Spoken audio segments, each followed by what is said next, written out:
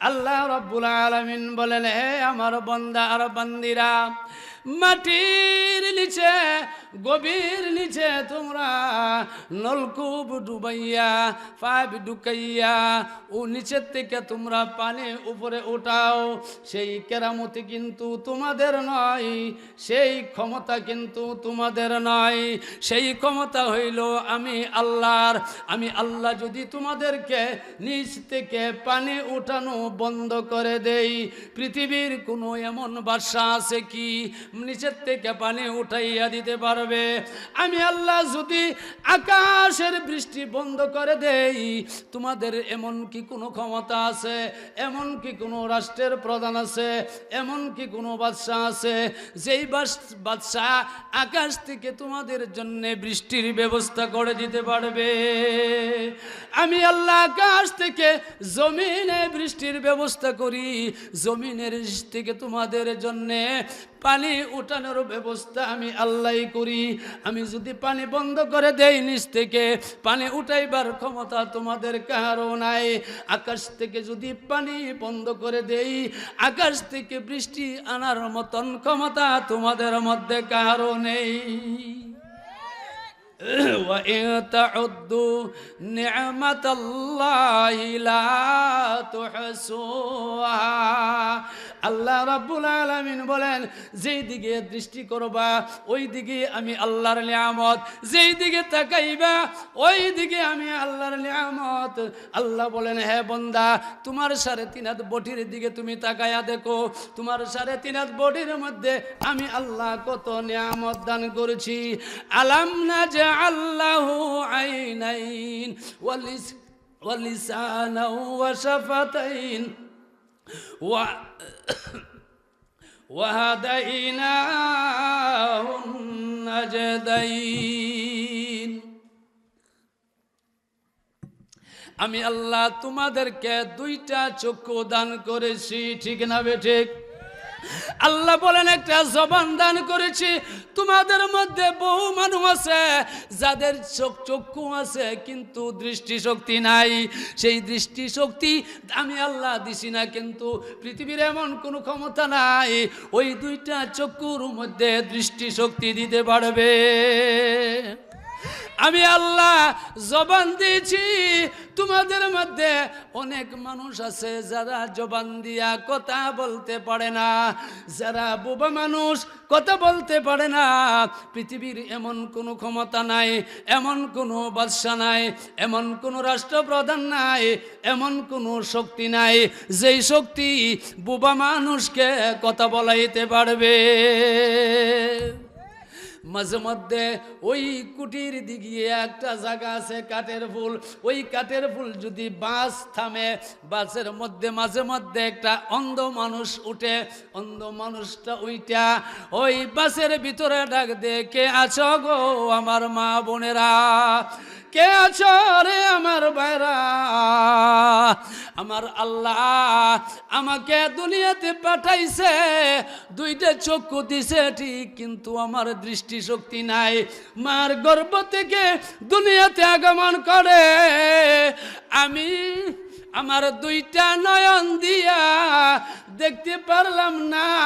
আল্লাহ দুনিয়াটারে কত সুন্দর কইরা সাজাইছে। আমার আল্লাহ আমাকে 2টা চক্ষু দিয়েছে কিন্তু দৃষ্টিশক্তি দিই নাই। পৃথিবীর কোনো মানুষ এমন কোনো ক্ষমতা আসেনি যেই মানুষটারে আল্লাহ দৃষ্টিশক্তি দিছে না, এই মানুষটার দৃষ্টিশক্তি ফিরাইয়া দিতে পারবে এমন কোনো ক্ষমতা পৃথিবীর কোনো মানুষের আছে কিনা? কি কোন আসেনি?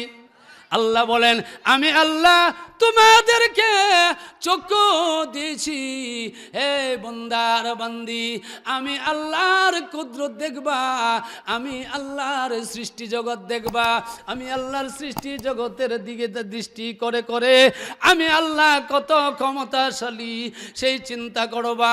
হে আল্লাহর নবীজি বলেন, হে উম্মত, এক মুহূর্ত যদি আল্লাহর সৃষ্টি জগৎ নিয়া, আল্লাহর কুদরত নিয়া যদি তুমি চিন্তা ভাবনা করো, মহান আল্লাহ রাব্বুল আলামিন 70 রাকাত 70 বছর নফল ইবাদতের চাইতে বেশি সওয়াব তোমার আমলনামা আল্লাহ দান করবে। ভাইরা আমার, আমি সামনের দিকে যাইতেছি না ভূমিকায় আমি আপনাদের সম্মুখে সূরা আযাবের 36 নম্বর আয়াত কানা তেলাওয়াত করেছি। মনে হয় সময় সংকীর্ণ, আমি এই আয়াত প্রসঙ্গে কিছু আলোচনা করতে চাই। আল্লাহর হাবিব রাহমাতুল লিল আলামিনকে আল্লাহ যখন পৃথিবীতে পাঠাইলেন, মক্কা নগরীতে যখন আল্লাহ পাঠাইলেন, 40 বছর পরে নবুয়তি দান করলেন। 25 বছর বয়সে আল্লাহর হাবিব সঙ্গিনী নেন, বিবাহ করেন হযরত খাদিজাতুল কুবরা রাদিয়াল্লাহু তাআলা আনহাকে। কারে বিয়ে করে? 25 বছর সময় নবীজির 25 বছর বয়সে বিবাহ করছে কারে? খাদিজাতুল কুবরা রাদিয়াল্লাহু তাআলা আনহাকে। ওনার বয়স ছিল কত? খাদিজাতুল কুবরার বয়স ছিলেন 40 বছর। বয়স কত? 40 বছর।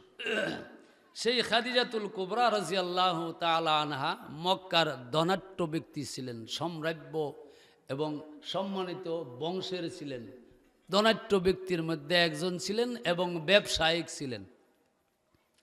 খাদিজাতুল কুবরা রাদিয়াল্লাহু তাআলা আনহা মক্কার বাজার থেকে একজন গোলাম খরিদ করলেন, গোলাম কিনলেন। সেই গোলামের নাম হইল হযরতে যায়েদ ইবনে হারেস রাদিয়াল্লাহু তাআলা আনহু। গোলামের নাম কি? আর জোরে বলি কি? যায়েদ ইবনে হারেস। হযরত যায়েদ রাদিয়াল্লাহু তাআলা আনহু ছিলেন সম্রাজ্য পরিবারের, বদ্র পরিবারের। সেই বদ্র পরিবারের ছেলে রাস্তার মধ্যে খেলাধুলা করতেছে ছোটবেলা। রাস্তা থেকে কয়েকজন সন্ত্রাসে ধইরা হাইজ্যাক করে, অপহরণ করে মক্কার বাজারে আইনে বিক্রি করেন। কারে? হযরত যায়েদ রাদিয়াল্লাহু আনহুকে। ভদ্র পরিবারে ছিলেন, ধনাঢ্য পরিবারে ছিলেন। রাস্তায় যখন খেলাধুলা করতেছে, সন্ত্রাসেরা ওনারে অপহরণ কইরা মক্কার বাজারে বিক্রি করলেন, খরিদ করলেন হযরতে খাদিজাতুল কুবরা রাদিয়াল্লাহু তাআলা আনহা। আমার কথা বুঝেননি আপনারা? খাদিজাতুল কুবরা খরিদ করে আল্লাহর নবীজির খেদমতে দিয়া দিছে হযরত যায়েদকে। সুবহানাল্লাহ।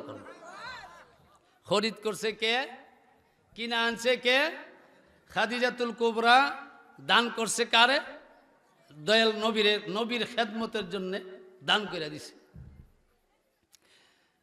হযরত যায়েদ ইবনে হারেস রাদিয়াল্লাহু আনহু নবীজির খেদমত করতে আসে। এমতো অবস্থায় ওই যায়েদ রাদিয়াল্লাহু আনহুর বাড়ির খবর হইছে যে ওনাদের ছেলে মক্কা নগরীতে আছে।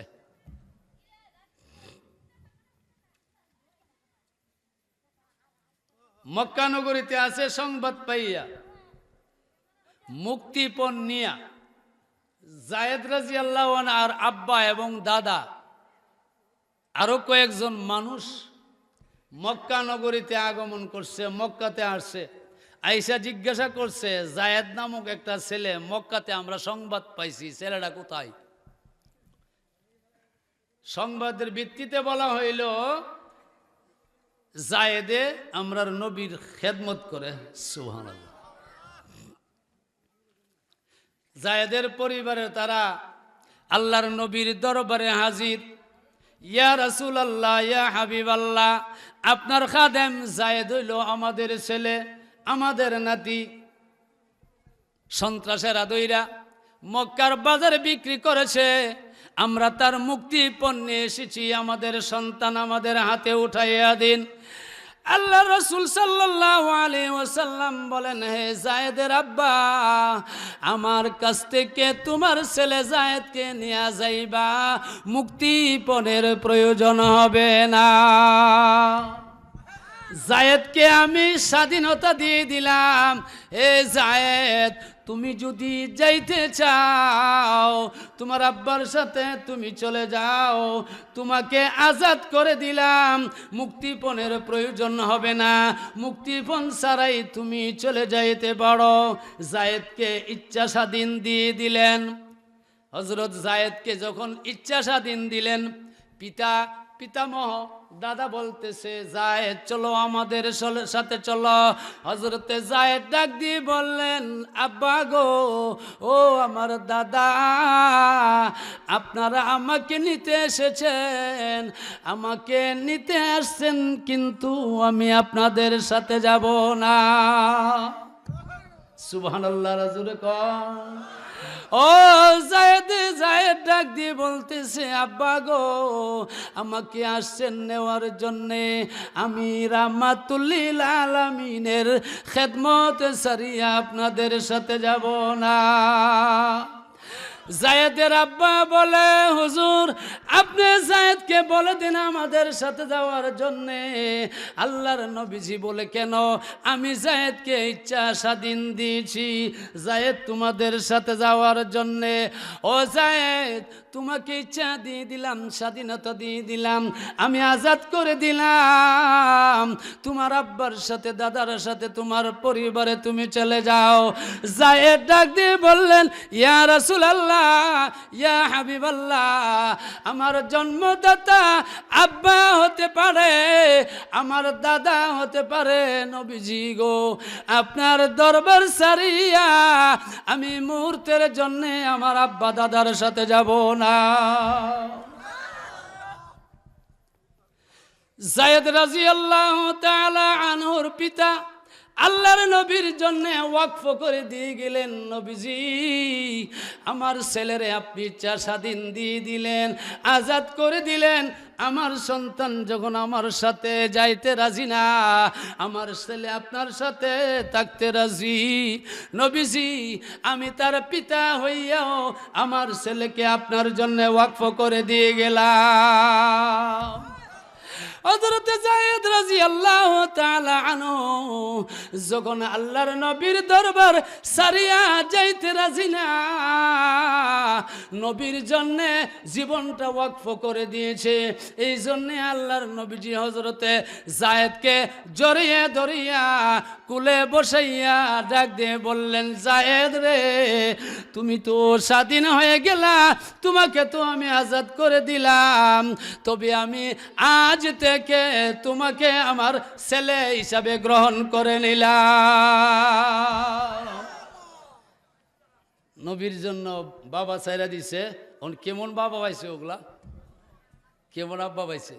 আল্লাহর নবীজি বলে জায়েদ তোমার আব্বা তোমার দাদা তোমার পরিবার যখন আমার জন্য ছেড়ে দিয়েছো, ও জায়েদ যাও, আজ থেকে আমি তোমার পিতা হয়ে গেলাম। এতদিন ছিল জায়েদের উপাধি জায়েদ ইবনে হারেস। জন্মদাতা পিতার নাম কি? জন্মদাতা পিতার নাম হইল হারেস। এতদিন ছিল জায়েদ ইবনে হারেস। আজ থেকে যখন আল্লাহর নবীজি কুলে বসাইয়া হযরত জায়েদকে ডাক দিয়ে বললেন জায়েদ রে, আজ থেকে আমি তোমাকে আমার ছেলে হিসাবে গ্রহণ করে নিলাম। এতদিন হযরত জায়েদকে ডাকতেন জায়েদ ইবনে হারেস। আজ থেকে এখন থেকে প্রসার হয়ে গেল, আর কেউ জায়েদ ইবনে হারেস ডাকে না, এখন থেকে ডাকা শুরু করে দিয়েছে জায়েদ ইবনে মুহাম্মদ। সুবহানাল্লাহ জোরে কোন। আগে বলতো জায়েদ ইবনে হারেস, এখন প্রচার হয়ে গেছে জায়েদ ইবনে মুহাম্মদ সাল্লাল্লাহু আলাইহি ওয়াসাল্লাম। দাম বাড়ছে না কমছে? বাড়ছে না কমছে? নবীর জন্য জীবন দিলে, নবীর জন্য নিজের জানটাকে যদি ওয়াকফ করে দিতে পারো রে ভাই, মহান আল্লাহ রব্বুল আলামিন দুনিয়াতেও সম্মান বাড়াইব, দুনিয়াতেও ইজ্জত বাড়াইব, পরকালেও আল্লাহ সম্মান বৃদ্ধি করে দেবে। আবু বকর সিদ্দিক রাদিয়াল্লাহু তাআলা আনহু নিজের জীবনটা বিলীন করে দিলেন, সব সম্পদ আল্লাহর রাস্তা দান করে দিলেন। আল্লাহ কি সম্মান আর মর্যাদা দান করেছে। আবু বকর সিদ্দিক রাদিয়াল্লাহু তাআলা আনহু একদিন বিবির কাছে এসে বলতেছে, ও বিবি, ও বিবি, ঘরে তো কিছু আছে কি দেওয়ার মতন দয়াল নবীর দরবারে? বিবি বলে, না, দয়াল নবীর দরবারে কিছু দেওয়ার মতো নাই, তবে আমি আপনাকে খালি হাতে ফিরাইয়া দেব না গো স্বামী। নবীর দরবারে কিছু দিতে চাইলে স্বামী হে আমি আপনাকে খালি দেব না। হযরতে আবু বকর সিদ্দিকের বিবি একদিন তার নিজের কাপড় পরিধান করিয়া, সালার চট পরিধান করিয়া নিজের কাপড়টাকে আবু বকর সিদ্দিকের হাতে উঠাইয়া দিলেন। স্বামী খালি হাতে দয়াল নবীর দরবারে যাবেন তা হইতে পারে না, আমার গায়ের জামাটা নবীর জন্য আপনার হাতে উঠাইয়া দিলাম। আবু বকর সিদ্দিক রাদিয়াল্লাহু তাআলা আনহু মনে মনে চিন্তা করলেন, আমার বিবি নিজের গায়ের জামা নবীর জন্য দিয়া দিছে, এবার নিয়ে নবীর দরবারে হাজির করতে হবে আমার বিবির হাদিয়া, কিন্তু আমার পক্ষে থেকে আমি কি হাদিয়া দান করব? আবু বকর সিদ্দিক নিজেও সলার চোখ একটা পরিধান করছে, আর একটা গায়ে দিয়া নিজের কাপড়টাও আল্লাহর নবীর দরবারে হাদিয়া পেশ করে দিলেন। একদিনের ঘটনা, আবু বকর সিদ্দিক রাদিয়াল্লাহু তাআলা আনহু আল্লাহর নবীর দরবারে বসা, নবীজি সাহাবীদেরকে নিয়ে ওয়াজ করতে আছে। এমন সময় জিবরাইল আলাইহিস সালাতু ওয়াস সালামকে আমার আল্লাহ পাঠাইলেন। জিবরাইল, যারে আমার বন্ধুর দরবারে যা, আমার বন্ধু সাহাবীদের নিয়ে ওয়াজ করতে আছে, এই মুহূর্তে আমার বন্ধুর দরবারে হাজির হইয়া যা। ও জিবরাইল, যাইবা যে আমার নবীর দরবারে, অন্যদিন যেইভাবে যাইতা, আজকে কিন্তু তোমার যাওয়া হবে ব্যতিক্রমী। জিবরাইল, অন্যদিন যাইতা তুমি সুন্দর পোশাক পরিধান করিয়া, আজকে সেই পোশাক নয়, আজকে সেই পোশাক পরিধান করিয়া যাইতে পারব না। আজকের জন্য আমি আল্লাহর কাছে একটা পছন্দনীয়, আমার মহব্বতনীয় একটা পোশাক আছে, সেই পোশাকটা হইল রে সালার চটের পোশাক। জিবরাইল আলাইহিস সালাতু ওয়াস সালামকে আমার আল্লাহ পাঠাইলেন, হে জিবরাইল, যাও আমার বন্ধুর দরবারে যাইবা, সালার চটের পোশাক পরিধান করিয়া যাইবা, যাইয়া আমার বন্ধুরে সালাম দিবা, সালাম দিয়া আমার বন্ধুরে বলে দিবা আমি আল্লাহর পক্ষ থেকে তার সাহাবী আবু বকরকে সালামটা দিয়া দিতে। বাড়ছে না কমছে দাম? ও বাড়ছে না কমছে?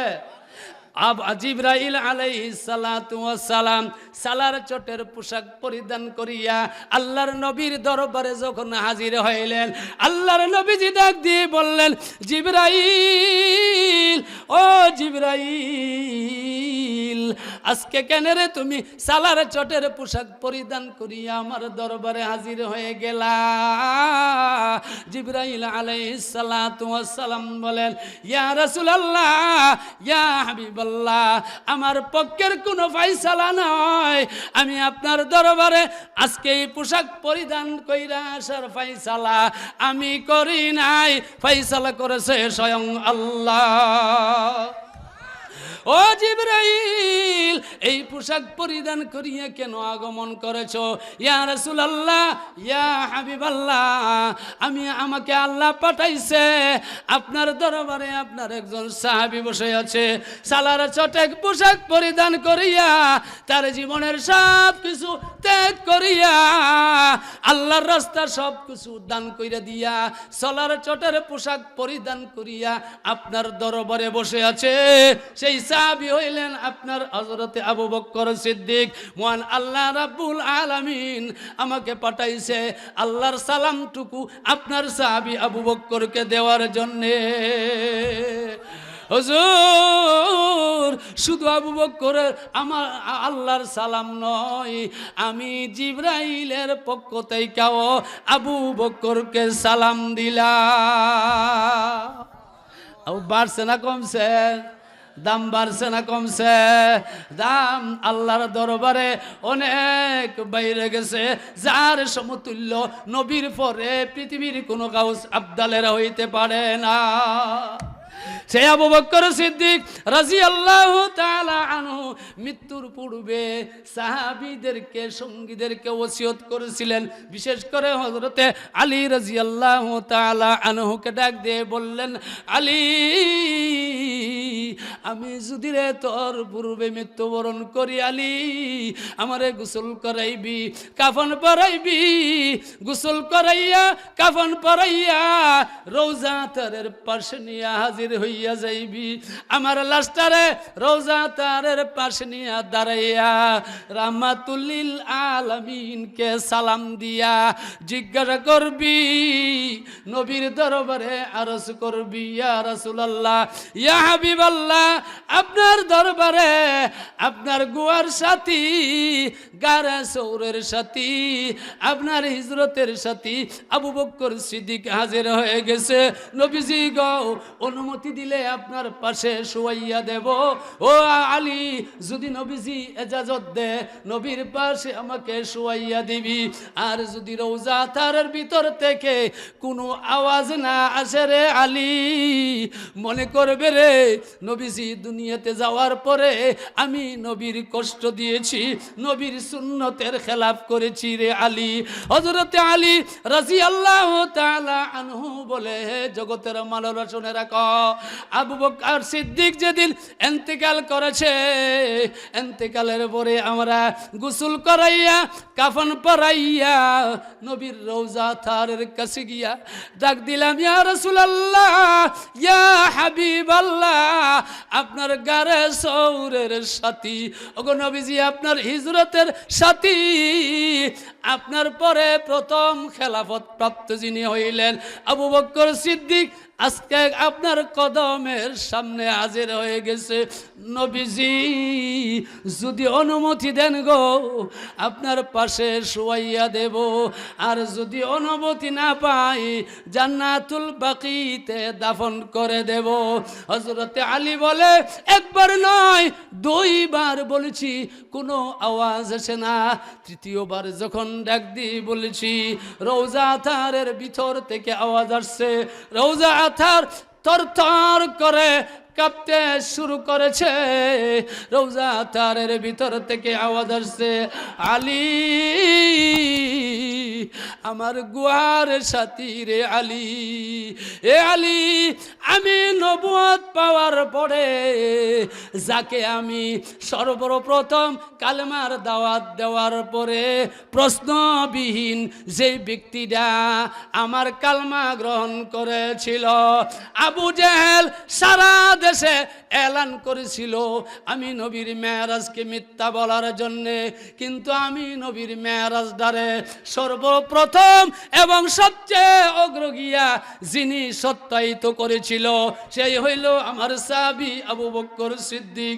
আমার আবু বকর, যার জীবনটা, যার পুরা পরিবারটা আমি নবীর জন্যে বিলীন করে দিয়েছে, যার সব সম্পদ আমি নবীর জন্যে আল্লাহর রাস্তা বিলীন করে দিয়েছে, সেই আবু বকর আমার উপর এত এহসান করছে রে আলী, যার এহসানের বদলা আমি দুনিয়াতে দিতে পারবো না, মহান আল্লাহ আসরের ময়দানে দান করব।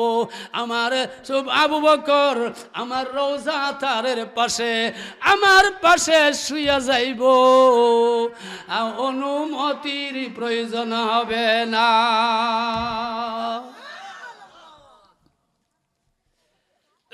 নবীর জন্য পাগল হইলে, নবীর জন্য জীবন দিলে, নবীর অন্তরের মধ্যে নবীর ভালোবাসা মহাব্বত বেশি থাকলে দাম কমে না বাড়ে? আমাদের দেশের কিছু মহব্বতী গেলাম আছে, মুখে মুখে মহব্বত করে, এমন আসেনি? আরে মসজিদের কাছেও জানা, সুন্নতের দ্বারও ধারে না, কিন্তু মুখে মুখে নবীর মহব্বত ভালোবাসা সারাদিন বোধহয় জফে। এমন মহব্বতী কিছু আছে। আমরার মহব্বত আর সাহাবীরার মহব্বত একরকম তো? নাউজুবিল্লাহ, কি কন? একরকম না ভিন্ন আছে? আরে ব্যবধান আসেনি?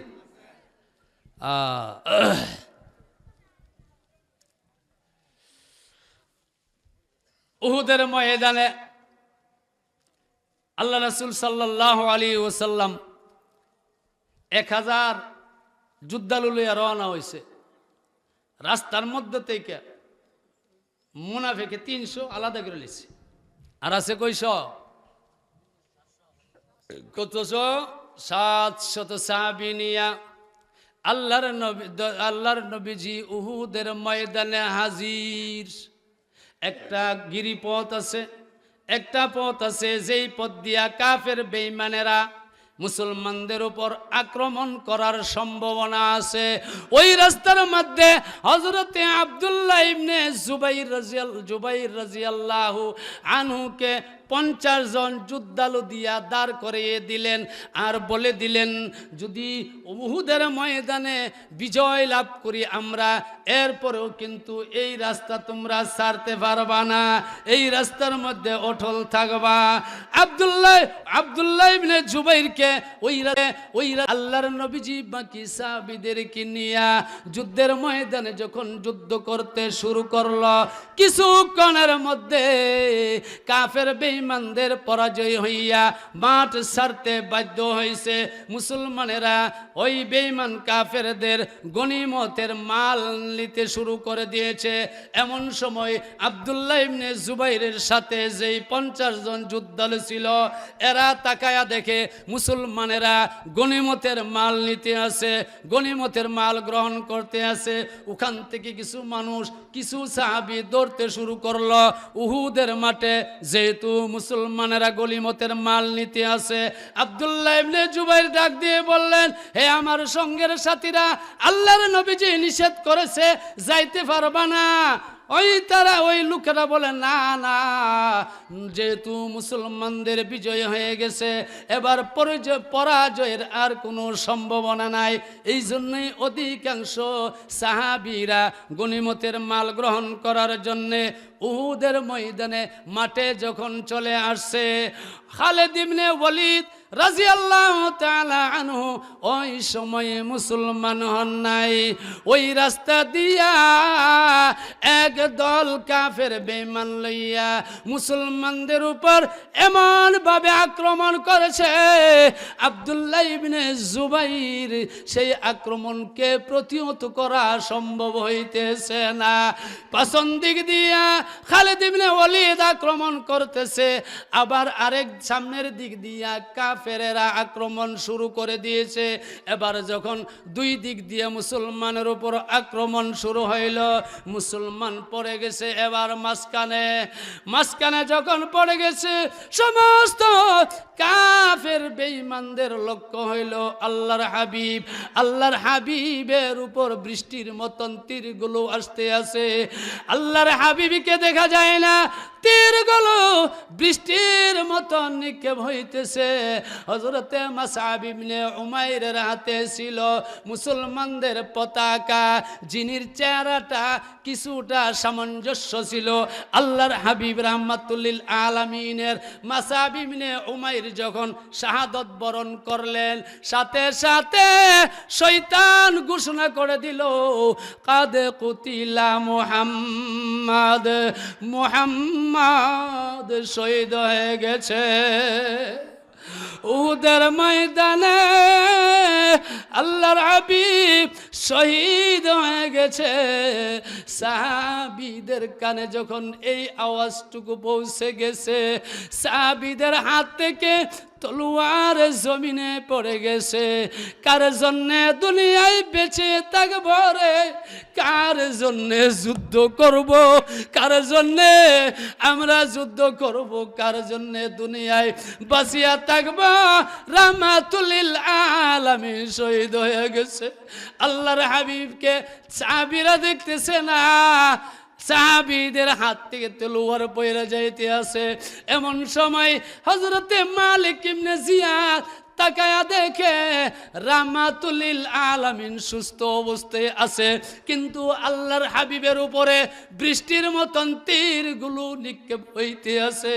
আল্লাহর হাবিব হযরতে তালহা রাদিয়াল্লাহু তাআলা আনহু সামনে পড়ছে। নবীজি ডাক দিয়ে বললেন, তালহা, এই তালহা তাকায়া দেখ রে, বৃষ্টির মতন তীরগুলো আমার উপর আসতে আছে। হযরত তালহা বলে, ইয়া রাসূলুল্লাহ, আমি তালহার জীবন থাকতে নবীর উপরে একটা তীর পড়তে দেব না। কিতাবে আসছে হযরতে তালহার শরীরটার মধ্যে, সিনার মধ্যে 35 থেকে 39টা তীরের আঘাত হয়েছে। আর হাত দিয়ে শুধু ফিরাইতো এমন ভাবে তীর আর তলোয়ার ফিরাইতে ফিরাইতে হযরতে তালহার সবটি আঙ্গুল কাইটা গেছে, একটা আঙ্গুলও আর বাইসা নাই। যেমন বেশি আঘাত লাগলে আমরা যেমন বলি ইস, ঠিক তেমনি ভাবে হযরতে তালহার জবান দিয়ে একটা শব্দ উচ্চারণ হয়েছে, হাসান। কি? হাসান শব্দ উচ্চারণ হওয়ার সাথে সাথে আল্লাহর হাবিব তালহারে ডাক দিয়ে বললেন, তালহারে, তুই যদি হাস শব্দটা না বইলা বিসমিল্লাহ যদি বলতে রে তালহা, এই মুহূর্তে আল্লাহর কুদরতি ফেরেশতারা তোরে আকাশের উপরে উঠাইয়া নিত। আল্লাহর হাবিব রাহমাতুল লিল আলামিনের উপরে তীরগুলো বৃষ্টির মতন আসতে আছে। এমন সময় তালহা সবগুলো ফিরানো সম্ভব হইতেছে না। আব্দুল্লাহ ইবনে কুমাইয়া, যে মক্কার মধ্যে সবচেয়ে বড় একটা যোদ্ধালু ছিল, তীর আন্দাজু ছিল, বেশি বেশি মারতে পারতো তীর, এই আব্দুল্লাহ ইবনে কুমাইয়া একটা তীর নিক্ষেপ করছে আল্লাহর নবীজির পবিত্র চেহারার দিকে। সাথে সাথে চেহারার মধ্যে আইয়া এমন ভাবে আঁকড়াইছে, এমন ভাবে নিক্ষেপ্ত হয়েছে, আল্লাহর নবীজির দাঁত মুবারকের ভিতরে যাইয়া প্রবেশ করেছে। আল্লাহর নবীজি একটা গুহার মধ্যে পড়ে গেছে, সাহাবীরা তালাশ কইরা পাইতেছে না। হযরতে আলী রাদিয়াল্লাহু তাআলা আনহু সিজদায় পড়ে গেছে, ডাক দিয়ে বলতেছে, প্রভু গো, ও প্রভু, ও প্রভু, হযরতে ঈসা নবীর মতো আকাশে তোমার নবীরে উঠাইয়া আমরা রে তুমি এতিম বানায়ো না। হযরতে মালিক ইবনে জিয়াদ এমনি তাকায়া দেখে আল্লাহর নবী রাহমাতুল লিল আলামিনকে এমনি এলান করেছে, এই নবীর সাহাবীরা, আল্লাহর নবী শহীদ হইছে না রে, আল্লাহর নবী শহীদ হইছে না। তবে নবীজির ওই চেহারার মধ্যে তীর নিক্ষিপ্ত হইয়া নবীজির চেহারা মুবারক লাল হইয়া গেছে। যখন যুদ্ধ প্রায় শেষের পথে, এমন সময় হযরতে আলী বলে, আমি পাগল হইয়া গেছি, একবার উহুদের মাঠের এই দিকে যাই আর একবার ওই দিকে যাই, দয়াল নবীর চেহারা দেখি না। হঠাৎ করে তাকায়া দেখি একটা গুহার মধ্যে নবীজি পড়ে আছে। আমি ডাক দিয়ে বলে, ইয়া রাসূলুল্লাহ, আপনি শহীদ হয়ে গেছেন গো নবীজি। মাঠের মধ্যে এলান হয়ে গেছে, সমস্ত সাহাবীরা পাগলের মতো হইয়া গেছে। আল্লাহর নবীজি ডাক দিয়ে বললেন, আলী, এ আলী, আমি তো তোরই তালাশ করতে আছি রে আলী, এ আলী, তাকায়া দেখ রে আলী, আমার দাঁতের ভিতরে একটা কড়া প্রবেশ করেছে রে, পারবে নি রে আলী আমার সেই কড়াটা বাইর করে দিতে? আল্লাহর নবী বলার পরে আবু বকর সিদ্দিক রাদিয়াল্লাহু আনহু ডাক দিয়ে বললেন, হুজুর, আমি কড়াটা বের করে দিব। এমন সময় হযরতে আমর ইবনুল জামু, উবাইদুল্লাহ ইবনে জারু,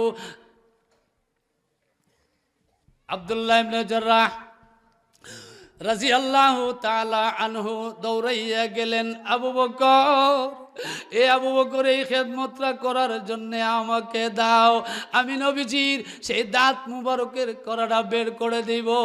কড়া পড়ার সাথে সাথে তো নবীজির দুইটা দাঁত মুবারক শহীদ হয়ে গিয়েছিল। এই মিয়া মহব্বতী কারে কয়, আশেক কারে কয়, আল্লাহর নবীজির দুইটা দাঁত মুবারক শহীদ হয়েছে। এই খবরটা পাইছিল ইয়ামান দেশের একটা আশেক রাসূল, ইয়ামান দেশের একটা আশেক পাইছিল, যিনি ছিলেন হযরতে ওয়াইসুল কুরনি। নবীর দুইটা দাঁত মুবারক শহীদ হইয়া গেছে। খবর পাওয়ার সাথে সাথে নিজের হাতে দুইটা দাঁত উঠাইয়া ফেলে দিয়েছে। হায় রে, উহুদের ময়দানে আমার নবীর দুইটা দাঁত শহীদ হইয়া গেছে, আমিও আমার দুইটা দাঁত রাখবো না। দুইটা দাঁত নিক্ষেপ করার পরে মনে মনে চিন্তা করতে আছে, নবীর জানে কোন দুইটা দাঁত বাইঙ্গা পড়ছে। সুবহানাল্লাহ। নবীজির জানে কোন দুইটা দাঁত বাইঙ্গা পড়ছে রে। হয়তো সামনের দাঁত হইতে পারে, অথবা সাইডের দাঁত হতে পারে, অথবা ভিতরের দাঁত হইতে পারে। আমি আমার কোন দুইটা দাঁত ভাঙমু আর কোন দাঁতরি রাখমু? আশেকে রাসূল কারে কয়? রাসূলের উপর আঘাত আসলে, রাসূলের উপর কটক্ষ করলে, রাসূলের বেইজ্জতি হইলে ঘর থেকে বাহির হই না, হেরার নাম বলে আশেকে রাসূল। ওয়াইসুল কুরনি রাদিয়াল্লাহু আনহু যখন সংবাদ পাইছে, সংবাদ পাওয়ার সাথে সাথে দুইটা দুইটা করে 32টা দাঁত নিজের মুখ থেকে বাইর করে ফেলে দিয়েছে। বলতেছিলাম আমর ইবনুল জামুহ রাদিয়াল্লাহু তাআলা আনহু আবু বকরকে ডাক দিয়ে বললেন, আবু বকর এই খেদমতটা করার জন্য আমাকে দাও, আমি নবীর এই খেদমতটা করব। উনি যখন নাকি করাটা হাত দিয়া ধরছে, সম্ভব না, দাঁত দিয়া কামড় দিয়া বাহির করতে হবে। দাঁত দিয়া বাহির করার জন্য যখন করার মধ্যে কামড় দিছে, হযরত ওই সাহাবী বলে আমি বাহির করব, কিন্তু বাহির করতে গিয়ে দেখছি যদি একবার কামড় দিয়া সাইরা দেই করাডারে, নবীজির বেশি কষ্ট হবে। এই জন্য এমন ভাবে আঁকড়াইয়া কামড় দিয়েছে, একটা করা বাইর কইরা নিয়ে আইছে, কিন্তু সাথে সাথে ওই সাহাবীর দুইটা দাঁত ভাঙা জমিনে পড়ে গেছে। আরো একটা করা বাকি রয়েছে, আরেকটা করা আনতে গিয়া ওই সাহাবীর আরো দুইটা দাঁত জমিনে পড়ে গেছে।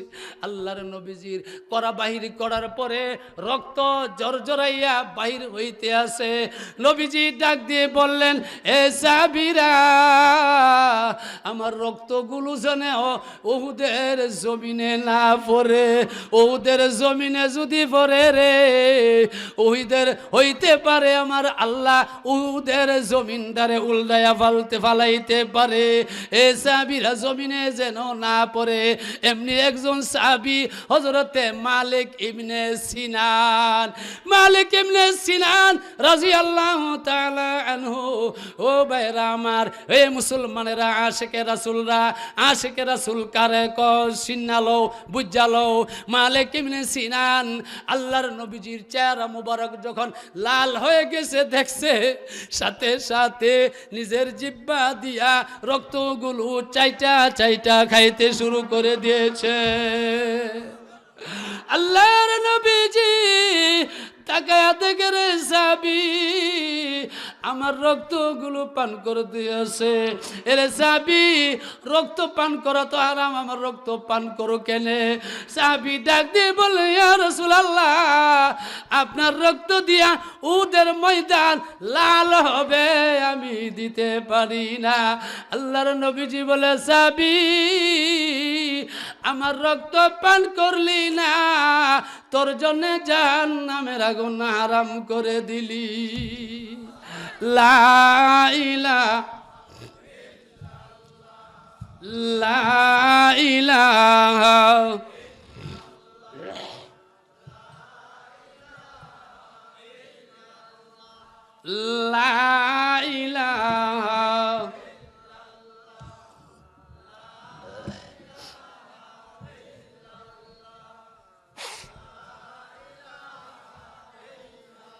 লা ইলাহা ইল্লাল্লাহু মুহাম্মাদুর রাসূলুল্লাহ সাল্লাল্লাহু আলাইহি ওয়াসাল্লাম। আল্লাহর নবীজি গুহা থেকে একটু উপরে উঠবে, জায়গাটা ছিল একটু উঁচা, শরীর দুর্বল হয়ে গেছে, উপরের দিকে চেষ্টা করতেছে উঠার জন্যে, কিন্তু নবীজির কষ্ট হয়। হযরতে তালহা তাকায়া দেখে আল্লাহর নবীজির পাও মুবারক উপরে বেশি উঠাইতে পারতেছে না, এই জন্যে হযরতে তালহা নবীজির সামনে শুয়ে গেছে। ইয়া রাসূলুল্লাহ, উপরের দিকে উঠতে আপনার জন্য কষ্ট হইতেছে। নবীজি, আমি জমিনে শুইয়া আপনার জন্যে সিঁড়ি হয়ে গেলাম, আমার ফিরের উপরে পা রাইখা আপনি উপরে উঠা যান। হযরতে আবু বকর সিদ্দিক রাদিয়াল্লাহু তাআলা আনহুর সামনে যখন হযরতে তালহা রাদিয়াল্লাহু আনহুর আলোচনা উঠতেন, হযরতে আবু বকর নিজে বলতেন, ওই ইয়াউমে উহুদিন কুল্লুহু তালহা। আবু বকর বলতেন, উহুদের ময়দানের যত নিয়াম, যত ফজিলত আছে, সব ফজিলত তালহা নিয়ে গেছে। আশেকে রাসূল কারে ক? আমরা দেশে কিছু আশেকে রাসূল আসেনি, আরে মুখে মুখের আশেকে রাসূল আসেনি। আল্লাহর নবীজির জিন্দেগিতে কোনোদিন নামাজ ছাড়ছে না। এই আশেকে রাসূলি গর্ব এতে নামাজও পড়ে না, আর বাটফারি কথা ক। যে বাটফারি কথা কইনি একবারে বেঈমান করলে চলে। নামাজ নিয়ে কটূক্তি করা যে মুসলমানের কাজ, আরে নামাজ নিয়ে কটূক্তি করা কি মুসলমানের কাজ না বেঈমানের কাজ? নিজে তো নামাজ পড়ছই না, আবার কটূক্তি করস নামাজ নিয়ে। এরা বলে ইডি বলে আবার আশেকে রাসূল বাটফাটি। বলতেছিলাম হযরতে যায়েদ রাদিয়াল্লাহু তাআলা আনহু আব্বার সাথে গেছে না রইছে? গেছে না রইছে? আমরা হইলে কি কন হুজুরের কাছে, এই হুজুরের খেদমত করবার লাগে আমার মা বাবা ছেড়ে দেবো। সুবহানাল্লাহ। হযরত যায়েদ রাদিয়াল্লাহু তাআলা আনহু নবীজির কাছে লালিত পালিত হইতেছে। এখন কার ছেলে বইলা ডাহে? আর হুজুরে কার ছেলে? মুহাম্মদ সাল্লাল্লাহু আলাইহি ওয়াসাল্লাম, অর্থাৎ যায়েদ ইবনে মুহাম্মদ। যায়েদ ইবনে মুহাম্মদ। আল্লাহর নবীজি যখন হযরত যায়েদ বড় হয়েছে, বিবাহের উপযুক্ত হয়েছে, চিন্তা করতেছে সে তো আমার ছেলে, পালক ছেলে না আপন ছেলে। আরে আপন ছেলে না, ঔরসজাত সন্তান না, পালক সন্তান। পালক সন্তান। নবীজি চিন্তা করতেছে আমার হাতে যখন লালিত পালিত হয়েছে, আমারে দেখা মাতা পিতা চাইরা দিছে, তারে অনেকটা বিয়া করাইয়া দেন দরকার। এই দায়িত্বটা কার? নবীজি মনে করছে এই দায়িত্বটা আমার, এটা বিবাহ পড়াইয়া দিতেইব। চিন্তা করতে করতে নবীজির এক চাচা উমাইমার কন্যা হযরতে যায়েনব রাদিয়াল্লাহু তাআলা আনহার জন্য বিবাহের প্রস্তাব দিছে। আর জোরে কন্যা হযরত যায়েনবের জন্য বিবাহের প্রস্তাব দিছে। কারে বিয়া করাইব? ফালক সন্তান হযরত যায়েদ রে। প্রস্তাব যখন দিছে, হযরত যায়েনব ছিলেন ধনাঢ্য ব্যক্তি এবং ভদ্র পরিবারের। যায়েনব এবং যায়েনবের ভাই রাজি না, যদিও নবীর ফালক ফুত হয়ে থেকে তাহে, কিন্তু কিছুদিনের জন্য হইল তার উপরে গোলামের কলঙ্ক লাগছে। কিছুদিনের জন্য হইল গোলামের কলঙ্ক যায়েদের উপরে আছে। যায়েনব রাজি না, যায়েনবের ভাইও রাজি না। প্রস্তাব যখন প্রত্যাখ্যান করছে, আমার আয়াত তেলাওয়াতকৃত আয়াত আল্লাহ নাযিল করছে। সুবহানাল্লাহ, জোরে কোন। আল্লাহ রাব্বুল আলামিন বলেন, ওয়ামা কানা লিমুমিন ওয়ালা মুমিনা ইযা কাদাল্লাহু ওয়া রাসূলুহু আমরা। আল্লাহ আয়াত নাজিল করে দিলেন। প্রত্যাখ্যান করছে না প্রস্তাব গ্রহণ করছে? হযরত যায়েনবে প্রত্যাখ্যান করছে না গ্রহণ করছে? প্রত্যাখ্যান করছে।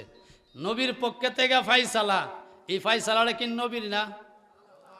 নবীর ফাইসালা মানে, নবীর ফাইসালা মানে আল্লাহর ফাইসালা। মা ইয়ান্তিকু আনিল হাওয়া ইন হুয়া ইল্লা ওয়াহয়ুন ইউহা। যতক্ষণ পর্যন্ত আল্লাহর হাবিবের কাছে আল্লাহর পক্ষের কোনো ফাইসালা না আসে, এতক্ষণ পর্যন্ত নবীর পক্ষ থেকে কোনো ফাইসালা। যেমন হযরতে উমর রাদিয়াল্লাহু তাআলা আনহুকে নিয়ে আল্লাহর নবীজি কাবা ঘর তওয়াফ করলেন। তওয়াফ করার পরে নবীজি দেখাইতে আছে, হে উমর তাকায়া দেখো, তোমাদের পিতা, জাতির পিতা ইব্রাহিম আলাইহিস সালাতু ওয়াস সালামার মাকামে ইব্রাহিম, ইব্রাহিম আলাইহিস সালাতু ওয়াস সালামার পায়ের দাগগুলো দেখাইতে আছে, তাকায়া দেখো মাকামে ইব্রাহিম হাজা। আল্লাহর নবী বলার পরে উমর তো দরখাস্ত কইরা বইছে। সুবহানাল্লাহ কোন উমর দরখাস্ত করছে, হুজুর একটু অনুমতি দেন, আমি এখানে 2 রাকাত নামাজ আদায় করব। হুজুর অনুমতি দেন, আমি 2 রাকাত নামাজ আদায় করব। নবীজি চুপ, কারণ ফাইসালা আইছে, ফাইসালা আইছে। প্রস্তাব কার? উমর। কার প্রস্তাব? উমরের প্রস্তাব। কার কাছে করছে? নবীজির কাছে। নিজের ইচ্ছা হইলে বলতে পারতো নামাজ পড়ো, আর নিষেধের হইলে নিষেধ করতো না, এখানে নামাজ পড়া যেত না। কিন্তু নবীজি চুপ। উমর বলতেছে, ইয়া রাসূলুল্লাহ আমাকে অনুমতি, 2 রাকাত নামাজ আদায় করব। নবীজি চুপ। উমর বলতেছে, হুজুর আমি 2 রাকাত নামাজ আদায় করব, আমাকে একটু অনুমতি দিন। নবীজি চুপ করে বসে আছে। এমন সময় আমার আল্লাহ জিবরাইলকে আলাইহিস সালামকে পাঠাইলেন, এ জিবরাইল যা রে আমার বন্ধুর কাছে যা, আমার বন্ধুর চাবি উমর যে প্রস্তাব করেছে সেই প্রস্তাব হয়তো আমার বন্ধু যদিও গ্রহণ না করে থাকে, আমি আল্লাহ আরশের মধ্যে তার প্রস্তাব গ্রহণ করে নিয়েছি। আল্লাহ রাব্বুল আলামিন জিবরাইল আলাইহিস সালামকে পাঠাইলেন আয়াত দিয়া, ওয়াত্তাখাযু মিন মাকামি ইব্রাহিম মুসাল্লা। জিবরাইল আলাইহিস সালাতু ওয়াস সালাম আল্লাহর নবীর দরবারে এসে বলতেছে, ইয়া রাসূলুল্লাহ, ইয়া হাবিবাল্লাহ, আপনার সাহাবী উমর দরখাস্ত করেছে এখানে 2 রাকাত নামাজ আদায় করার জন্য। হুজুর আপনি তো অনুমতি দেন না। আমার আল্লাহ উমরের দরখাস্ত গ্রহণ করে নিয়েছে আরশে, এই জন্য আমাকে পাঠাইছে, আপনি অনুমতি দিয়ে দিন উমর এখানে 2 রাকাত নামাজ আদায় করতে। সেই উমরের প্রস্তাব গ্রহণ করেছে কে? কে? আল্লাহ। আল্লাহর কাছ থেকে যখন অনুমতি আসছে, নবীজি অনুমতি দিয়ে দিছে। হাজী সাহেবরা যখন তওয়াফ করবে, তওয়াফের পরে মাকামে ইব্রাহিমে 2 রাকাত নামাজ, 2 রাকাত নামাজ আদায় করতেই হবে। নামাজটা নফল কিন্তু পড়া ওয়াজিব। নামাজ নফল, ফরজ ওয়াজিব। এই দরখাস্ত কে করছিল? উমর রাদিয়াল্লাহু আনহু। কার কাছে? নবীজির কাছে। পক্ষ থেকে বলছে, পক্ষ থেকে অনুমতি দিছে, আর আল্লাহর পক্ষের অনুমতি লাগছে। আল্লাহর পক্ষের অনুমতি যখন আসছে, নবীজি অনুমতি দিয়ে দিছে। যাই হোক, তে আল্লাহর নবীজির প্রস্তাব মানে কার প্রস্তাব? আল্লাহর প্রস্তাব। এই কথাটাই এই আয়াতের দ্বারাও বোঝা যায়। আল্লাহ বলতেছেন, ওয়ামা কানা লিমুমিন ওয়ালা মুমিনা, এই জগতের মুমিন মুমিনাত, এই আমার বান্দা আর বান্দিরা, ওয়ামা কানা লিমুমিন ওয়ালা মুমিনা, কোন মুমিন বান্দা আর কোন মুমিন বান্দি। ওই দিক দিয়া প্রত্যাখ্যান করছে হযরতে জৈনব, আরো প্রত্যাখ্যান করছে জৈনবের ভাই। এই জন্য আল্লাহ বলছে ওয়ালা মুমিনু ওয়ালা মুমিনা, স্ত্রীলিঙ্গ পুরলিঙ্গ দুটোটা শব্দে আল্লাহ ব্যবহার করেছেন। আল্লাহ বলেন কোন মুসলমান নারী আর কোন মুসলমান পুরুষের জন্য প্রযোজ্য না, প্রযোজ্য না, ঠিক হবে না। কি ঠিক হবে না? ইজা কাযাল্লাহু ওয়া রাসূলুহু আমরা, আল্লাহ এবং আল্লাহর রাসূল যেই সিদ্ধান্ত করে, এই সিদ্ধান্তর বিপরীত করা কোন মুসলমানের জন্য প্রযোজ্য না। আয়াকুনা লাহুমুল খিয়ারাতু মিন আমরিহিম, আল্লাহ এবং আল্লাহর রাসূলের পক্ষ থেকে যদি প্রস্তাব যা সেই প্রস্তাবটা প্রত্যাখ্যান করে নিজের স্বাধীনতা অবলম্বন করা কোনো মুসলমানের জন্যে প্রযোজ্য নয়। আল্লাহ এরপরে বলতেছেন وَمَن يَعْصِ اللَّهَ وَرَسُولَهُ فَقَدْ ضَلَّ ضَلَالًا مُبِينًا। আল্লাহ বলে আল্লাহ এবং আল্লাহর রাসূলের নাফরমানি যারা করবে, আল্লাহ এবং আল্লাহর রাসূলের হুকুমের বিরোধিতা যারা করবে, ফাকাদ দাল্লা দালালাম মুবিনা, এরা হইল প্রকাশ্য পথভ্রষ্টের মধ্যে। আমরা কি আল্লাহর হুকুমের ভিতরে না বাইরে? আল্লাহর হুকুমের ভিতরে না বাইরে? ভিতরে। নামাজ 5 ওয়াক্ত ফরজ কার হুকুম? আরো জোরে কার হুকুম? এখন যদি নামাজ না পড়ি হুকুমের ভিতরে আসি না বাইরে গেলাম?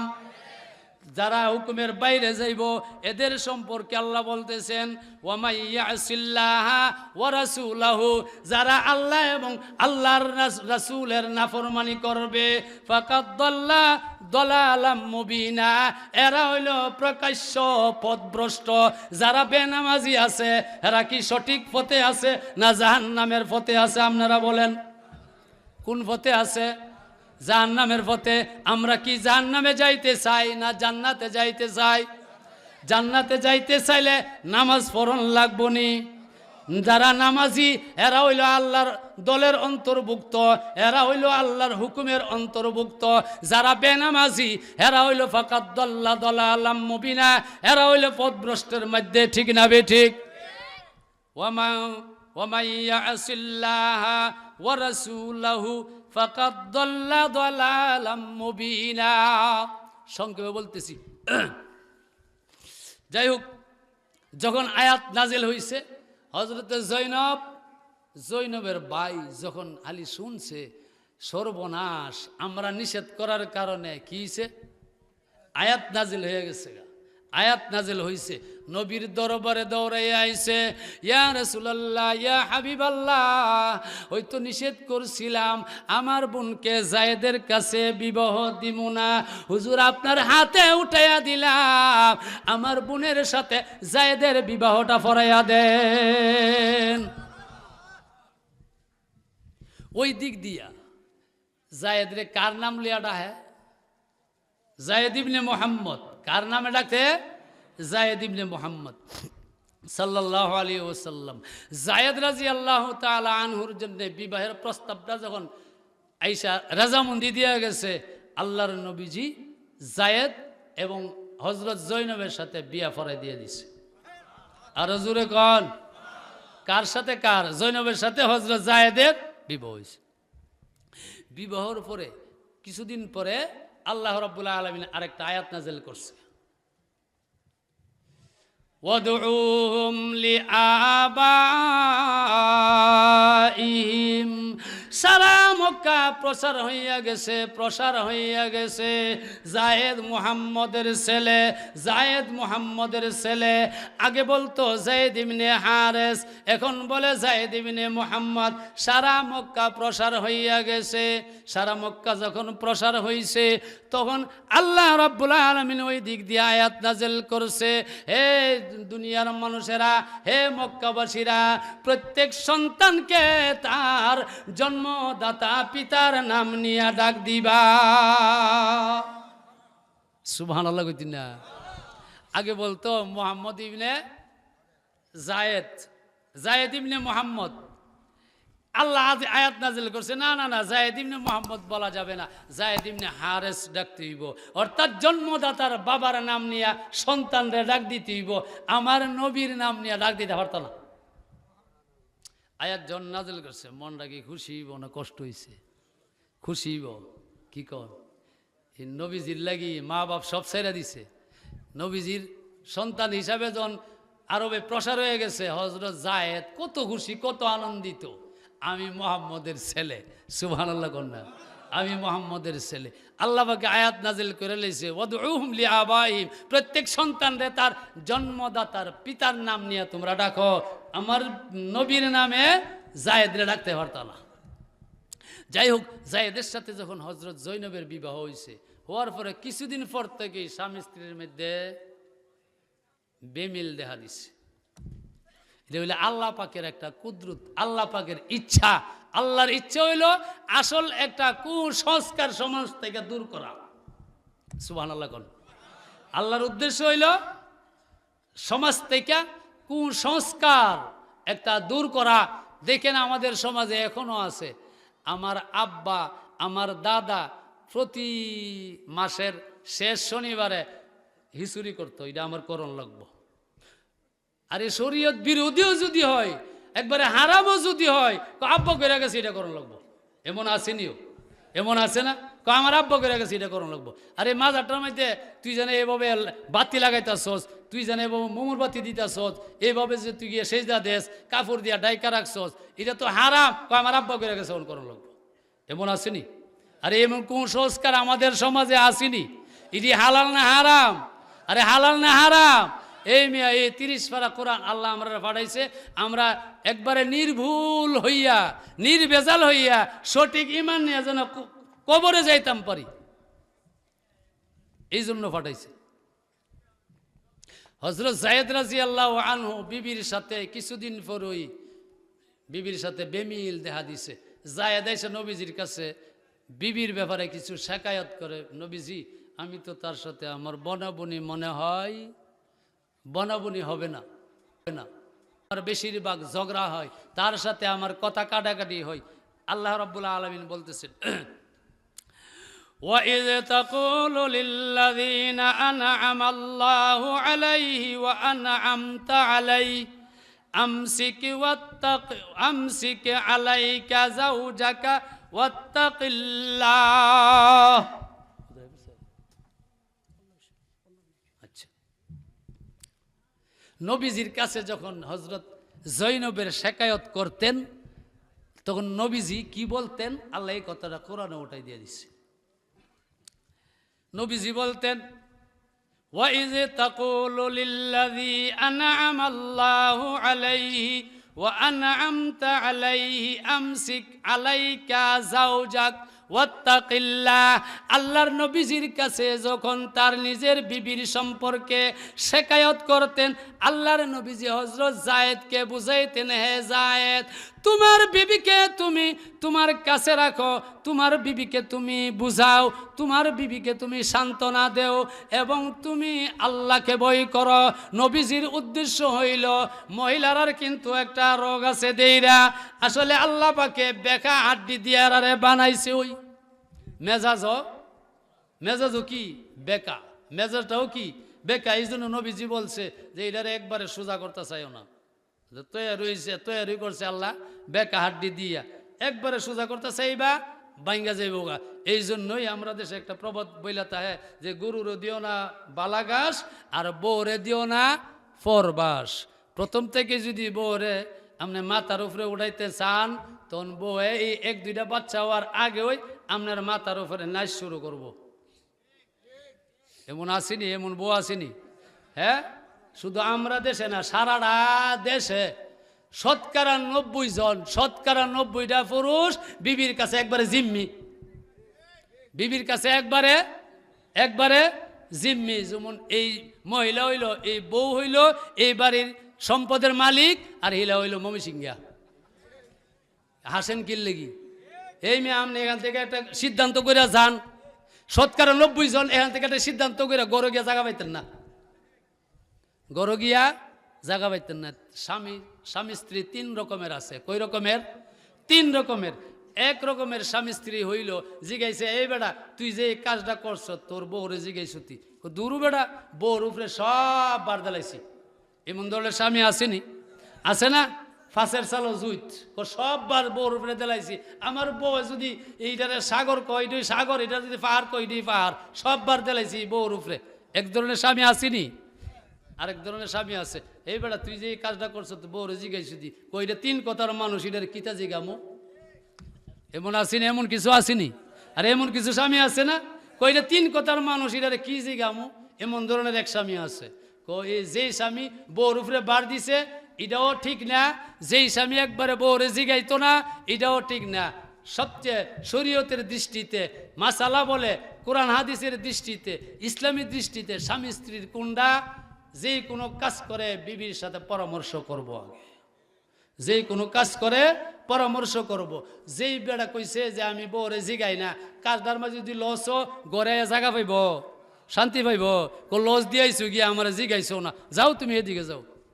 আর যেই বেড়া নাকি ওই যে বউর উপরে বার দিছে, বউ যদি লসকা হে গিয়া কই বলে দূর আমার জিগাইছো তুমি, তুমি করছো, তাহলে অশান্তি শুরু হইল নি, শুরু হইল নি, শুরু হইল। যেই স্বামী স্ত্রীর মধ্যে মিল মহব্বত আছে, পরামর্শ করে কাজ করব, লস হইল কেউ দুষতে পারবো না, লাভ হইলেও কেউ দুজনে খুশি, ঠিক না বে ঠিক? ঠিক। আমাদের দেশে এমন কিছু মহিলা আছে যারা করে বেশি 90% মহিলা যারা নাকি স্বামীরে জিম্মি বানাইয়া রাখে, বিবির কথা ছাড়া সে কোনো কিছু করার, অথচ তাইনার পাওয়ার কুদুর জানেননি, পাওয়ারটা কইতাম নি। এক রাজবাড়ির মধ্যে বলে আসি না হাতি, আগে বলে হাতি বলতো রাজবাড়ির মধ্যে বলে হাতি বলতো। হাতির সামনে হাতিটা শুয়ে রয়েছে, বাদশাও বসে রয়েছে, উজির মন্ত্রী বসে রয়েছে। হঠাৎ করে তাকায়া দেয় একটা ব্যাং হাতির মাথার মধ্যে গিয়ে লাথি মারে, হাতির মাথার মধ্যে গিয়ে লাথি দে, গিয়া জাগার মধ্যে বৈশা জাগা। এই আলামত দেই কা রাজা বলতেছে, এই মন্ত্রী এই আলামতটা তো আমার বুঝে আসলো না, এত বড় হাতি এটার মধ্যে মাথার মধ্যে লাথি মারে ব্যাংটা, এটার ব্যাপারটা তো বুঝলাম না। মন্ত্রী বলে আমার কাছে এটার রহস্যটা আছে, তবে আমার অনুমতি দিতে হইব, ব্যাংটা যে জায়গার মধ্যে বৈশা থাকে এই জায়গার মাটিটা আমার কুইরা নিতে হইব। ঠিক আছে, রহস্যটা বাইর কর। এই জায়গার মাটিটা এক হাতের মতন করছে, কুইরা চাই দিয়ে কি আগিলা পাকিস্তান আমলে পয়সা আছে না, এই পয়সাটা কি অঞ্চলে না অচল, চলে না অচল, অচল। ও মহারাজ আমি পাইছি মূল তত্ত্বটা কিতা, কই যে ব্যাংকটা যে জায়গাটা আমাদের পয়সা থাকে এর নিচে একটা কানা পয়সা আছে, অচল পয়সা। ব্যাংকে মনে করতেছে আমি 7 রাজার ধনের মালিক, আসলে কিসের মালিক? কানা পয়সার মালিক, আসলে কানা পয়সার মালিক। নিজে নিজে ধারণা করতেছে আমি 7 রাজার ধনের মালিক। আতি তুমি আমার লগে কি, ও বিড়ি, এই বিড়ি তুমি জানে পাওয়ার দিয়ে আইতাছ, তুমি কতটুকুর মালিক? 5 লাখ টাকা মোহর ধরে যদি তোমার বিয়া করে আইনা থাকে তুমি মাত্র 5 লাখ টাকার মালিক, আর কিছু মালিক না। যদি স্বামী মারা যা আর তা হতে হলে 2 আনা সম্পদ পাইবা, কিন্তু স্বামী থাকাকালীন কি পাইব, কি পাইব? এই 5 লাখ। তুমি 5 লাখ পাইয়া ওই কোটি কোটি টাকার মালিক, এই বেড়ারে তুমি গোলাম বানায় রাহ। তোমার 3-এর নামাতে ভরে দিলে কই যাওয়ান লাগবো? এই বাড়ির আর মালিক থাকবো না? মালিক হইব কাটা? মালিক কে হইব?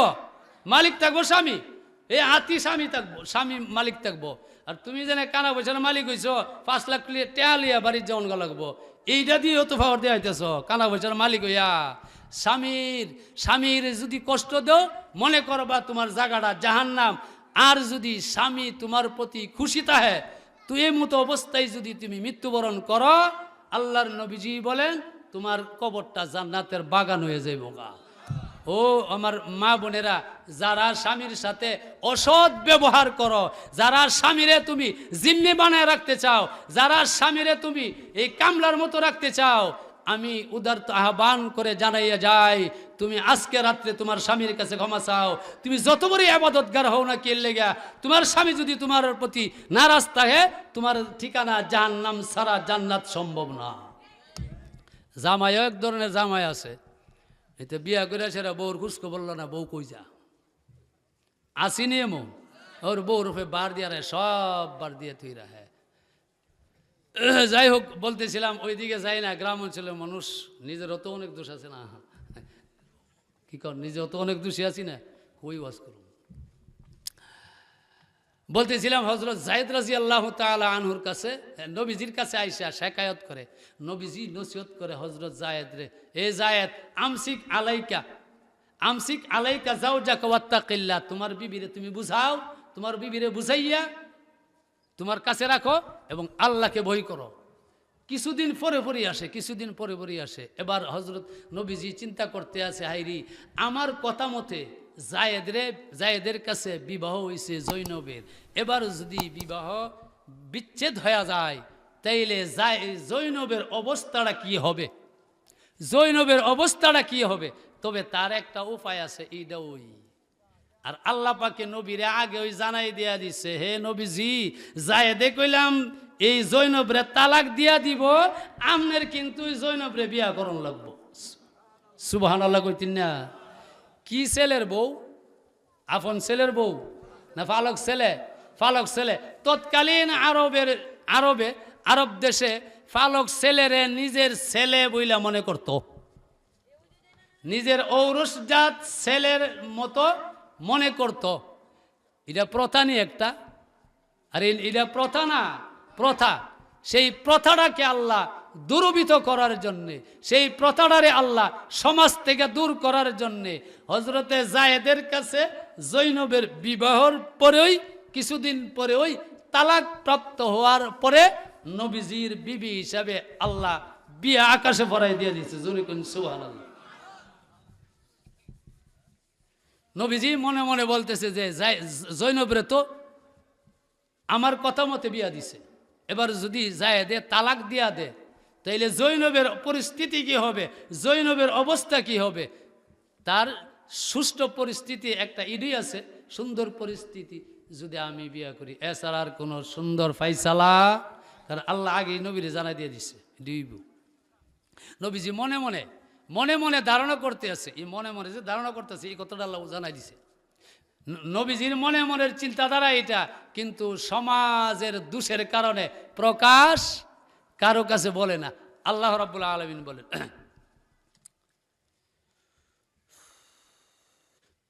ওয়াত্তাকিল্লাহ ওয়া তুখফি ফি নাফসিকা মাল্লাহু মুবদি। ওগো নবীজি, জায়েদ যদি ওই জৈনবকে তালাক দিয়া দে, জৈনবের পরিস্থিতি কি হবে? জৈনবের পরিস্থিতি নিয়ে আপনি চিন্তা করতে আছেন, আবার মনে মনে ধারণা আপনি বিবাহ করলে জৈনবের সুখ শান্তি হবে, কিন্তু মানুষের বয়ে আপনি তা প্রকাশ করতে চান না। কিন্তু মাল্লাহু মুবদি, যদিও আপনি ভিতরে ভিতরে রাখেন, কিন্তু আমি আল্লাহ তামাম পৃথিবীর মানুষে জানাইয়া দিমু, আমি জানাইয়া দেব। আল্লাহু মুবদি, আমি আল্লাহ প্রকাশ করাইয়া দেব। আল্লাহ বলেন, হে নবীজি, আপনি মানুষের বয়ে মানুষ আপনাকে অপবাদ দিব। কি অপবাদ? নিজের পালক ছেলের বিবি বিবাহ করছে, এই বয়ে আপনি মানুষের কাছে প্রকাশ করতে চান না। ওয়াতাখশান নাস, আপনি মানুষকে ভয় করেন। আল্লাহু আহাক্কু আন তাখশা, অথচ একমাত্র ভয় করার বস্তু হইলাম আমি আল্লাহ। আপনি মানুষকে ভয় করেন কেন? আমাকে আনা বই করবেন, মানুষের বই আপনি প্রকাশ করতে চান না। ফামাল্লাহু মুবদি, আমি আল্লাহ প্রকাশ করে দেব, প্রকাশ করব, আর সমাজ থেকে কুসংস্কার দূর করব। আমি আল্লাহ সমাজ থেকে কুসংস্কার দূর করার উদ্দেশ্যে ওই কিছুদিনের জন্য জায়েদের বিবি বানাইছি। এরা নিজের পালক ছেলেরে নিজের ছেলে বলে মনে করত, নিজের পালক ছেলের নিজের ছেলে মনে করত, আর এই পালক ছেলের বিবি শ্বশুরে বিবাহ করা এরা হারাম মনে করত। এই কুসংস্কার কুপ্রথা সমাজ থেকে পৃথিবী থেকে উৎখাত করার জন্যে আমি আল্লাহ কিছুদিনের জন্যে জায়েদের বিবি বানাইলাম জৈনবরে। আপনি মানুষে বই করেন কেন? আল্লাহু আহাক্কু আন তাখশা, অথচ বই করবেন আমি আল্লাহকে। কারে? আরো জোরে কারে? আল্লাহরে। এই মতো অবস্থায় হযরত জায়েদ রাদিয়াল্লাহু তাআলা আনহু এই জৈনবের অবস্থা সহ্য না করতে পাইরা তালাক দিয়া হই দিছে। সুবহানাল্লাহ, জোরে কোন। আল্লাহ বলেন, ফালাম্মা কাযা যায়েদুন মিনহা ওয়াতারা যাওয়াজনাকাহা। আল্লাহ রাব্বুল আলামিন বলেন, হে আমার হাবিব, জায়েদ যখন জৈনবরে তালাক দিয়ে ওই দিছে, তার ইজ্জত যখন পুরা হয়েছে, আপনি মানুষের বয়ে আপনি তা প্রকাশ করতে চান না, আমি আল্লাহ প্রকাশ করিয়া দেব। আমি আল্লাহ আপনাকেও জানাইয়া দিলাম, আকাশের মধ্যে আমি আল্লাহ ফেরেশতাদের সাক্ষী রেখা জৈনবের সাথে আপনার বিবাহ পড়াইয়া দিয়েছি। সুবহানাল্লাহ, জোরে কইতেন না মিয়া? বিয়া পড়াইছে কেডা? আল্লাহ। হযরত জৈনব এই জন্য গৌরব করতেন, নবীজি তিনটা জিনিস নিয়ে গৌরব করতেন। কি? আমার আর আপনার দাদা হইল এক। আব্দুল মুত্তালিবের নাতিন কেডা? নবীজি নাতি না, জৈনব নাতিন, এক বাবার করেন না। জৈনব বলতেন যে আমার আর আপনার দাদা এক। আরেকটা গর্ব করতেন যে আপনার অন্যান্য বিবিরার বিবাহের প্রস্তাব সাধারণ দুনিয়ার মানুষে করছে, বিয়া পড়াইছে দুনিয়ার মানুষে, আমার বিবাহের বাহক ছিলেন স্বয়ং জিব্রাইল। খানা যা খাইছিলেন শেষ কি কন? নাকি ও পরবর্তী হুজুরে লেগে রাখতেছেন? আওয়াজটি বুঝছি আমি। জৈনবের বিবাহের প্রস্তাব এই কে ছিল? প্রস্তাব লইছিল কেডা? আরে বাহক কেডা ছিলেন? জিব্রাইল আলাইহিস সালাম। জৈনব বলতেন আপনার অন্যের বিবিদের সাথে আপনার বিবাহ পড়াইছে দুনিয়ার মানুষ দুনিয়াতে, আর আমার বিবাহ হইছে আরশের মধ্যে স্বয়ং আল্লাহ পড়াইছে। এই কথাটি আল্লাহ বলতেছেন। ফালাম্মা কাযা যায়েদুন মিনহা ওয়াতারা, হযরতে যায়েদ রাদিয়াল্লাহু তাআলা আনহু যখন জৈনবকে তালাক দিয়ে দিলেন, ইদ্দত পার হওয়ার পরে আল্লাহ বলেন, নবীজি যাওয়াজনাকাহা, জৈনবের সাথে আপনার বিবাহ আমি পড়িয়ে দিয়েছি। জৈনবরও তালাক দিয়ে লাইছে। ওই দিক দিয়ে আগে ডাকতো মুহাম্মদ ইবনে জায়েদ, এখন ডাহে আবার মুহাম্মদ ইবনে জায়েদ ইবনে হারেস। নিজের বাবার ঔরসজাত বাবার নাম নিয়ে সন্তানরে ডাহন লাগবো। হাই রে, মনটা বড় শান্তি হয়েছিন, মুহাম্মদের ছেলে হয়েছিলাম, আবার ওখানে হারেসেরই ছেলে হয়ে গেলাম গা, মনটাত কষ্ট হয়েছিনি? কি কোন কষ্ট হয়েছিনি? যে জায়েদে নিজের বাবারে ছাড়ছে, দাদা ছাড়ছে, গোষ্ঠী ছাইরা দিছে, কার লাগি? আরে কার জন্য ছাড়ছে? নবীর জন্য ছাইরা দিছে। তখন আবার এই দিক দিয়া নবীর ছেলে হইছিন, আবার নবীর ছেলের থেকে আলাদা করে দিয়া দিছে আমার আল্লাহ। ওই দিক দিয়া মক্কার নগরীতে এখন প্রসার শুরু হয়েছে যে দেহ মুহাম্মদ কেমন নবী, নাউজুবিল্লাহ, নিজের ছেলের বউ বিয়া করে লাইছে। নাউজুবিল্লাহ কইতেন না? নিজের ছেলের বউ বিয়া করে লেছে। একদল মানুষ তেমনই আছে, আমাদের দেশও একদল মানুষ কেলাম আছে যারা আলেমরার একটু দোষ পাইলে কিছু কনি। কি কন? এটা তো নরম, এটা নরম বেশি না? নরম বেশি। তা আপনারা তো বেশি শক্ত। যারা ইডি হেরা বেশি শক্ত না, তবে যাই না রে কেন শক্ত জিনিস যদি ব্যাখ্যা করতে যায় তা হে না বাইঙ্গা জায়গা, বাইঙ্গা জায়গা। নরম জিনিস যতই আপনি চেষ্টা করেন বাংবার লাগি, বাংবনি, বালিশটা নরম নি, এটার বেহা করলে বাংব। যাই না রাখেন হুজুরার যদিও গীবত করেন, দুষ কইতে তাহেন, এই দোষের কারণে কিন্তু নিজের ক্ষতি, আলেমের কোনো কাজে হুজুরার দোষ পাইলে ফুরুর করেন না, শাস্টল বয়া বইয়া। আল্লাহর নবীজি যখন জৈনবের স্ত্রীরে বিয়া করছে, এবার পাগল হয়ে গেছে গা, কাফের বেঈমানডি যে মুহাম্মদে দেহ নিজের ফুতের বউ বিয়া করে লইছে। আমার আল্লাহ আবার আরেকটা আয়াত নাজিল কইরা মক্কাবাসী নয়, তাম পৃথিবীর মানুষেরা জানায় দিয়া দিছে, মা কানা আবা আহাদিম মির রিজালিকুম ওয়ালাকির রাসূলুল্লাহি ওয়া খাতামান নবিয়্যিন। হে মক্কার কাফের বেঈমানেরা, হে দুনিয়ার জগৎবাসী, আমার বান্দা বান্দিরা, আমার নবী বিশ্ব নবী রাহমাতুল লিল আলামিন কোন পুরুষের পিতা নয়। আমার হাবিবের শিশুকালে, আমার হাবিবের ঘরে যখন নাকি সন্তান জন্মগ্রহণ করেছিল, শিশুকালে আমি আল্লাহ দুনিয়াতে নিয়ে গেছি। কাজে আমার হাবিব কোনো পুরুষের পিতা নয়। তোমরা যেই সন্তানের কথা কইতেছ, যেই ছেলের কথা বলতেছ, এই ছেলে তো আমার হাবিবের ছেলে নয়। আমার হাবিব অথচ আমার হাবিব হইলেন ওয়া খাতামান নবিয়্যিন, আমার হাবিব হইলেন শেষ নবী, সর্বশ্রেষ্ঠ এবং সর্বশেষ নবী।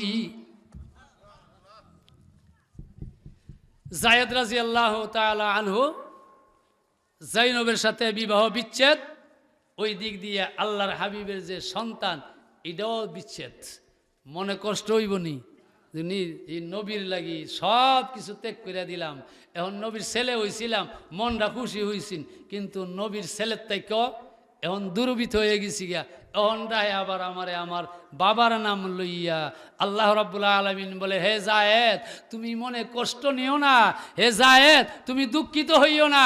আমার নবীর জন্য যখন তুমি তোমার সব কিছু ত্যাগ করে দিছো, আমি আল্লাহ তোমারে খালি ছাড়ব না, আমি আল্লাহ তোমারে এমনি ছাইরা দিব না।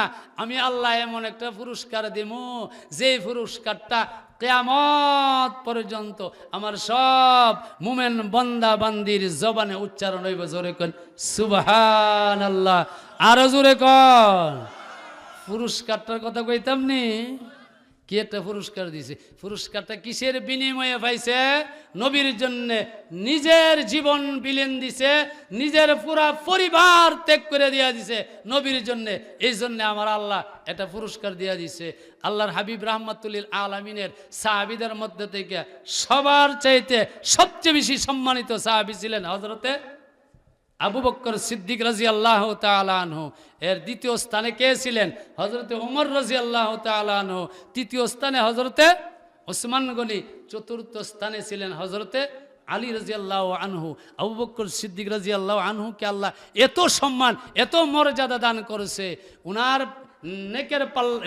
নেক আমলগুলো যদি এক পাল্লায় রাখা হয়, আর কিয়ামত পর্যন্ত সমস্ত গাউস কুতুব আবদালের নেক আমল যদি এক পাল্লায় রাখা হয়, এরপরেও হযরত আবু বকর সিদ্দিকের নেকের পাল্লা বাড়ি হইয়া হযরতে আয়েশা সিদ্দিকা রাদিয়াল্লাহু তাআলা আনহা আল্লাহর নবীজিকে একদিন জিজ্ঞাসা করলেন, ইয়া রাসূলুল্লাহ, ইয়া হাবিবাল্লাহ, আকাশের মধ্যে যেই পরিমাণ নক্ষত্র আছে, সেই পরিমাণের সওয়াবের অধিকারী আপনার কোন সাহাবী আছে কি? এটা নারা তাকবীর, নারায়ে তাকবীর।